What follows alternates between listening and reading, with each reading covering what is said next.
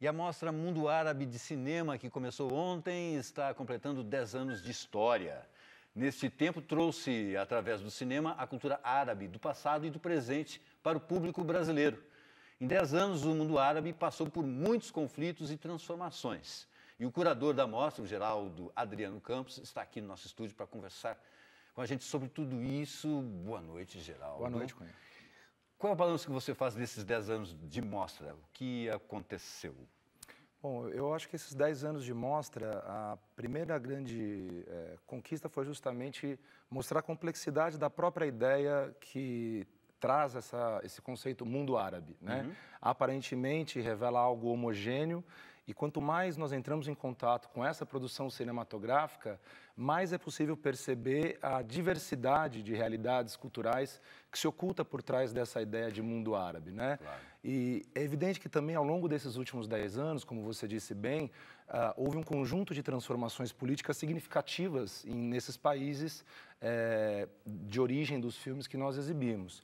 Então, de alguma maneira, a mostra também, eu acho que ela foi capaz de funcionar como uma espécie de radar, captando várias dessas transformações, não somente do ponto de vista das temáticas dos filmes, mas também das próprias dinâmicas de produção que foram se transformando nesses países árabes. São 37 filmes de quantos países?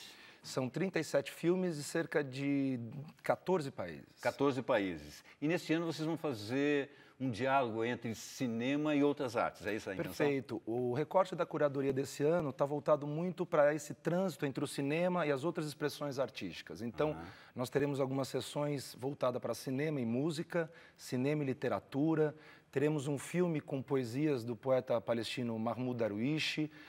O filme de abertura, o Sotovot, também traz a questão da Já vai falar do filme de abertura. Calma aí, vamos falar primeiro do homenageado, Radwan Nassar. Radwan Nassar. Vai passar, inclusive, o filme Lavoura Arcaica, não é? Exato. Esse ano o livro Lavoura Arcaica completa 40 anos, né? O Radwan, 80.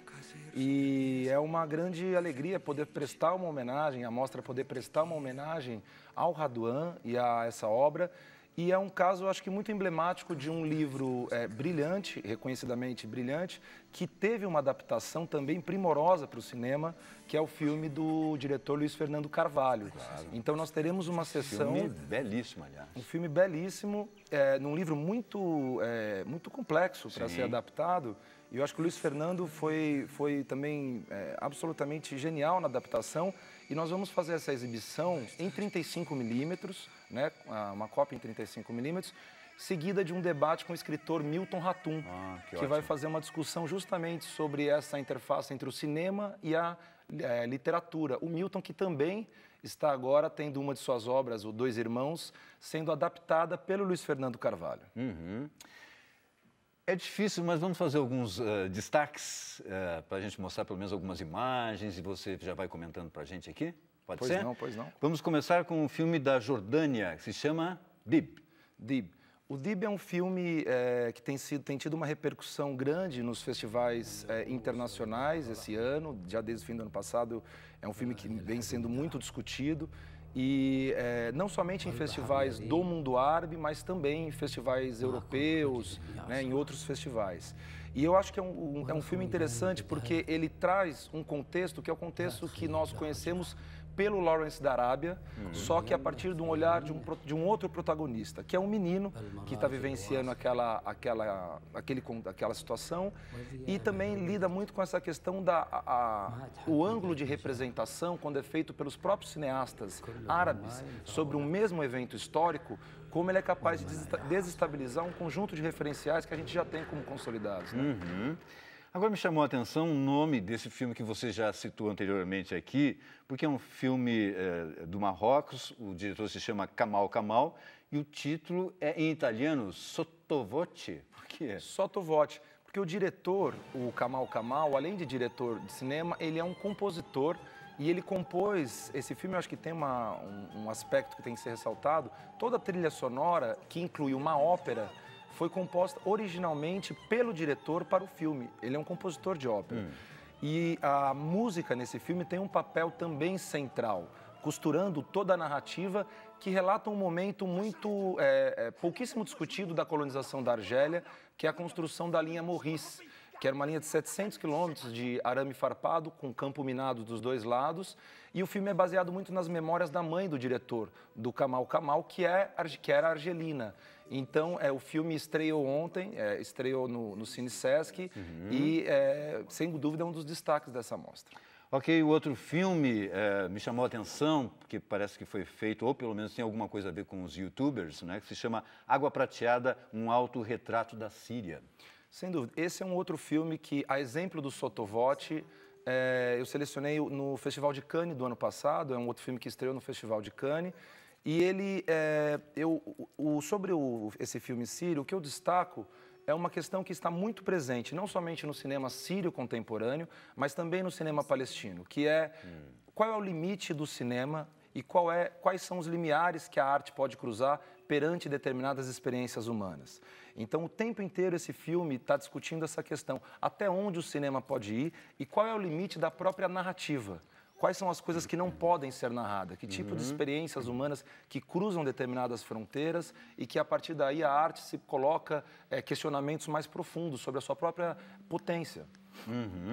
Agora, também me chamou a atenção esse filme que vai passar na programação, que é um documentário que foi, inclusive, indicado ao Oscar pelo Iêmen, que foi uma mulher que fez. A gente sabe das dificuldades todas e provavelmente uma mulher tem mais dificuldade ainda de rodar um filme.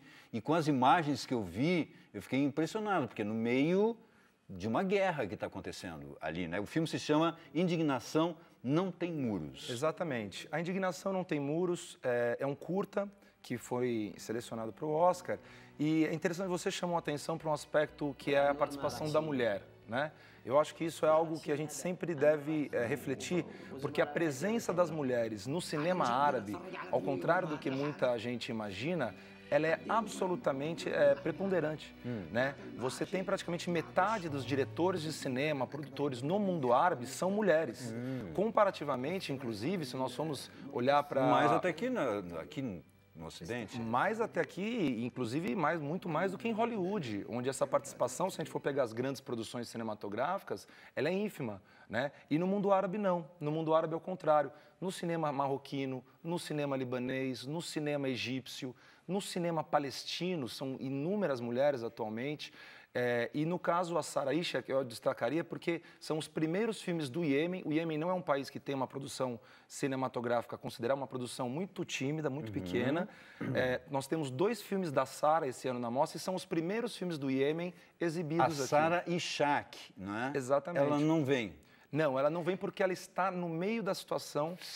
Não, porque seria interessante, porque desculpa, eu chamei a atenção, porque a gente tem a ideia de que os países árabes, a mulher sempre tem um papel secundário, uma cultura machista, a gente não pode dizer que não é, e tem tantas mulheres assim, isso é uma curiosidade. Isso eu acho que é um fato digno de gerar uma reflexão muito profunda aqui no Brasil, porque muitas vezes quando se discute sobre o papel das mulheres nos países árabes, né, a gente não percebe muito como isso está acontecendo nas artes contemporâneas.